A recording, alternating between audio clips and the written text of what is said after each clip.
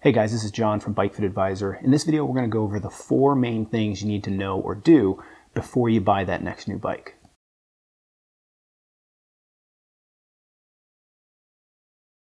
The first thing is pretty simple.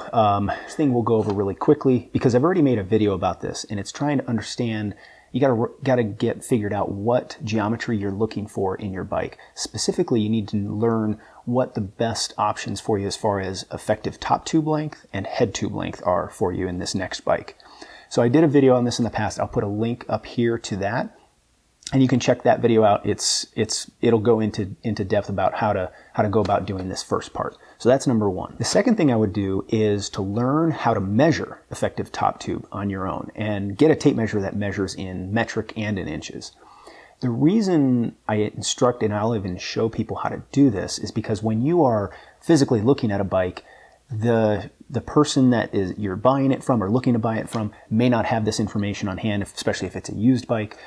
Even some bike shops, sometimes they won't know exactly what the effective top tube is. And so knowing, at least in a rudimentary way, how to go about measuring that can quickly help you either nix certain bikes or, say, oh yeah, that one might actually work. That's close to my size. Measuring effective top tube can be a little tricky, but with a little practice, it's not too big of a deal.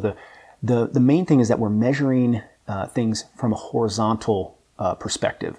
And so making sure the bike is level, make sure both wheels are on the ground.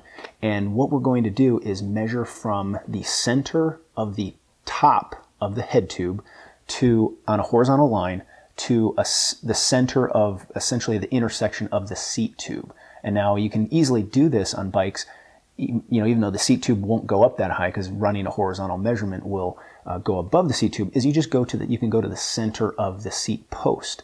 But you really need to make sure that you are keeping that tape measure level. But if you do this, running from those 2 points, you'll be able to come up with the effective top tube of that bike. The third thing is really simple, but it's often can be intimidating to some people.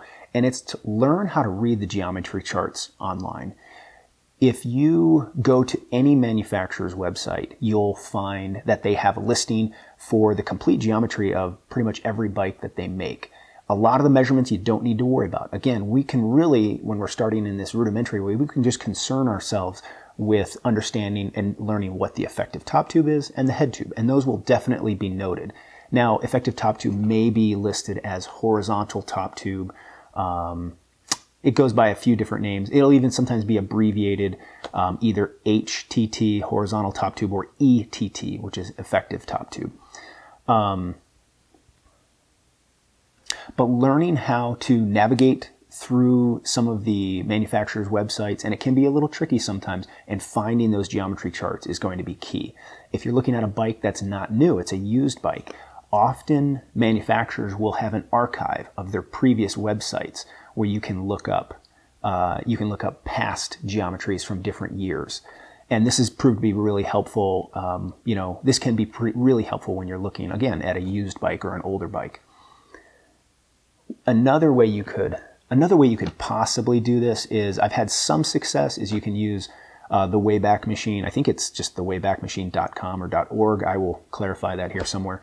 And basically what it does is it's a capture of the previous versions or iterations of a manufacturer's website. So you can go back to their website in March of 2011, and a lot of times it'll pull up all the web pages, and so you can find your bike on there that way as well. Now, the fourth thing that we want to understand, and this is the bulk of it, this is the trickiest part, and that's why we're going to spend the most time on it. You need to understand your bar reach and your bar height matrices. Now, what do I mean by that? We are using effective top tube, and that is a good determinant, or at least a reasonable determinant, of how long the bike is going to be, how far of a reach you're going to have to your handlebars.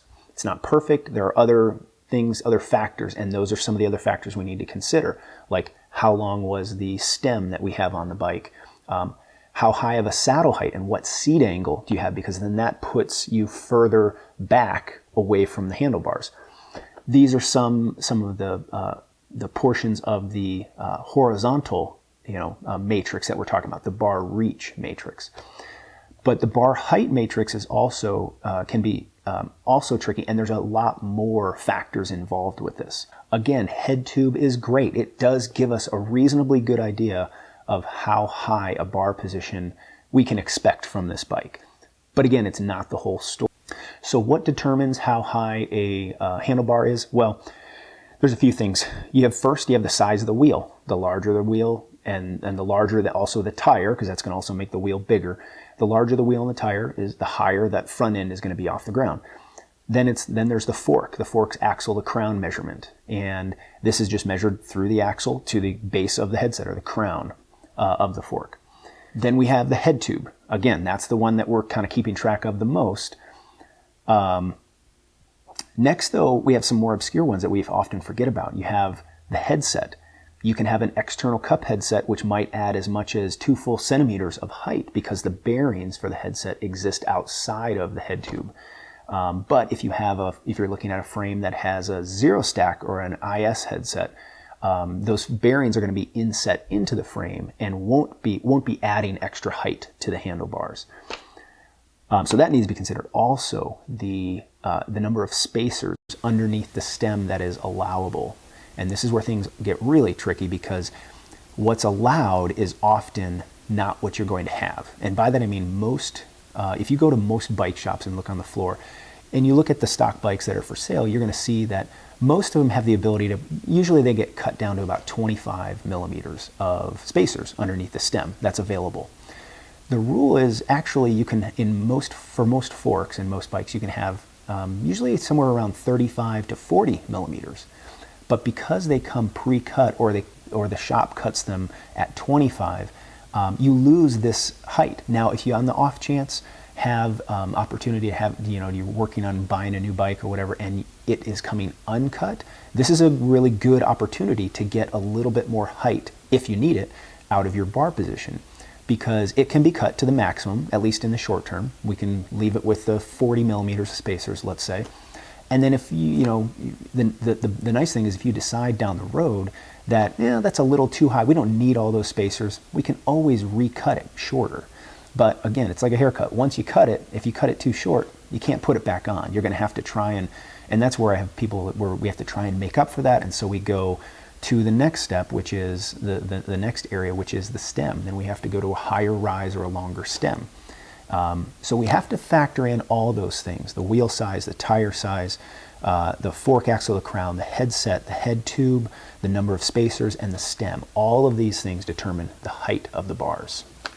So let's do a quick example. So we're going to assume that you have a bike right now, and you love the way it fits. Fits great. You don't have any problems. There's no numbness, no problems with discomfort. You can ride it all day long. And this is a great scenario to be working from.